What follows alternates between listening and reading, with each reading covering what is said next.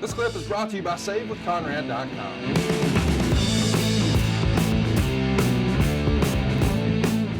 Well, we know that Foley's locked in now, and it's amazing to see how seemingly one thing happens and it affects so many other people. Here's a great example for Foley here. Shawn Michaels and Bret Hart get into a fight in the backstage area, and Shawn winds up walking out, citing unsafe working conditions. At the time, Shawn is a WWF Tag Team Champion with Steve Austin, and now Steve Austin is left without a partner. And someone has the idea, what if we just had Dude Love step in for Shawn Michaels? And of course, the famous part of this story of the Dude Love character is Shawn asking Foley, is this sort of what you always imagined your character would be? And he said, no, I thought I would be more like you. And that's the Dude Love idea. Hey, if we can't have the real Shawn Michaels, let's get the next best thing, dude. Yeah, they look a lot alike. Yeah, same body types. I like that substitution, and I don't know that it would have happened had Shawn not walked out. Yeah, nobody appreciated Shawn walking out on the company, and I can tell you that Austin was not happy about him walking out on Steve. So it was just tumultuous times. And I've said this before. I may have said this on part one of this podcast regarding Mick. One of the reasons that I wanted to bring Mick into WWE was because I wanted his influence in our locker room. Yeah. I wanted to get away from the controversy and the personal bullshit and the ego and the insecurities. My God, it's latent and rampant enough in the business in general. But we had a lot of volatile personalities that always thought they were getting screwed. The office, it's the office doing it. No, if you weren't such a dick and you're coming to work on time, you're doing your job, there'll be no issues. Right. And the thing about Foley, Conrad, is, and I'm sure you can relate to this in your ever growing and profitable mortgage business, is that, you know, we knew that Mick was not going to be a malcontent. Right. Now, if he had an issue, he would address it. But he would, as I always talked about with Vince, you don't confront the old Irishman. You converse with the Irishman. If you converse with him, you got a better chance of getting what you're looking for, as opposed to not. So, but Foley, I think he was looking for security. The 5-year deal helped him. And it gave him some security. You know, as we both know, Conrad, knowing Mick, I probably know him a little bit better than you do. Of course. And I should have in that role. But, you know, he was just, he's a family guy. He truly is a family guy. And he was looking for longer terms, more money, more guaranteed money. But he made great, you know, Mick made 7 figures a year working for us. Wow. More often than not. So if you sign a guy for $300,000, let's say hypothetical, I don't even remember what it was. I'm guessing somewhere around $300,000 or something downside, something like that. I'm guessing. So don't quote me on that one. Somebody will anyway.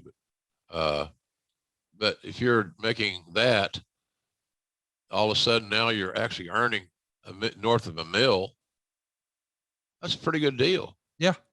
And we kept our word. And you're going to make more money. You're going to just stay healthy and sane and become as great as you want to be. And you're going to make a whole lot more money. And so wins like that help me with guys like Jericho and Ray and some of these dudes. Hey, look, we're going to put you in an environment where you can grow. We believe you're a star. We're going to help you make a lot of money, but I can't guarantee you what you're getting paid by Turner. Let's, how much was Vince into this gimmick? We've seen footage for when you guys allowed the documentary crew backstage. We've seen footage of Vince attempting to teach Mick the type of strut he wanted him to have. And it just feels like where maybe Vince has to have the Cactus Jack character explained to him, he gets Dude Love. Yeah. Well, Vince is more emotionally invested in Dude Love than he was in Cactus Jack because Dude Love was Vince's creation. Right. And he took full ownership of his creation. And therefore, the beneficiary was Mick and the fans. So Vince helped out a lot. Helped out a lot, quite frankly. He enjoyed, he would cackle and laugh. Ha, ha, ha. Those deals, like Bruce laughs.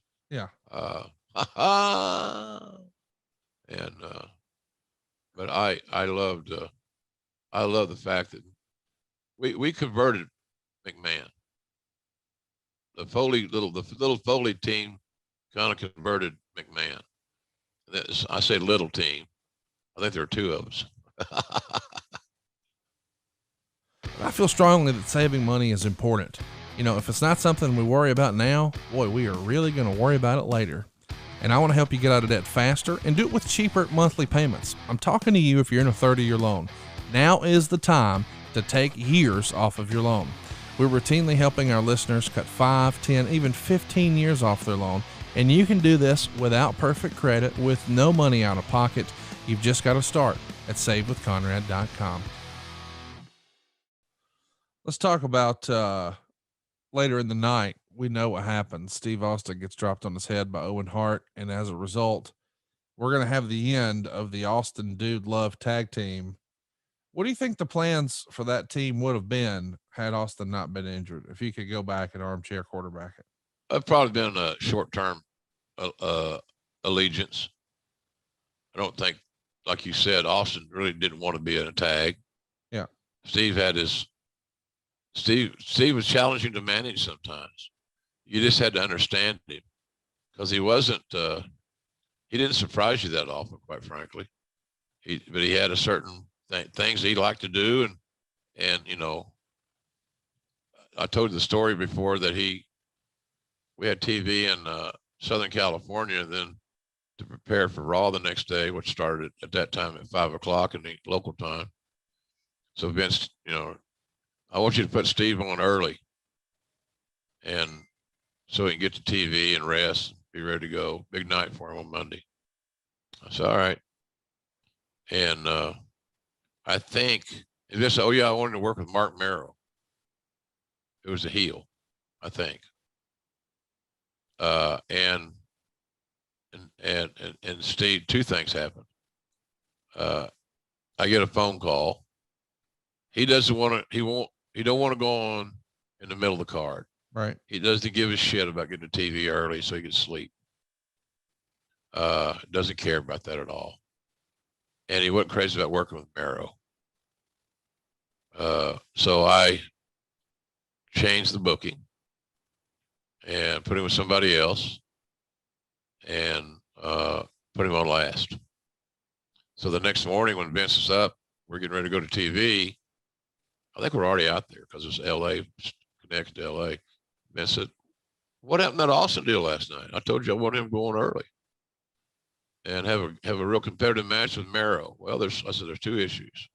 One, he didn't want to go on the middle of the card, and he was upset that he was being asked to go on the middle of the card. So I made the decision to keep him happy. And secondly, he didn't want to work with Mark Merrow. He didn't give me a specific reason. He just felt it wasn't right. Right. And then sometimes that's all he says. It's just not right. And he couldn't articulate it any better, Conrad. That's what he felt. It wasn't right. So Vince said, you mean he didn't want to work with, what's it, Merrow? I said, I don't know what the deal is. I was on the phone with him, trying to talk him off the ledge. And so that the decision to do these things were mine. So if you're going to get hot at anybody, get hot at me, not Austin. My job is to keep the talent happy and productive, as happy as I can in a crazy ass business. And Vince got it. It was dropped. And I'm sure he probably, knowing Vince, just to rib me, he probably said, well, Steve, I told JR you weren't going to like going on early. But, he was just doing his best, trying to look out for you. So, but yeah, there's you had a lot of those little picadillos. But I don't think the tag thing was going to last long.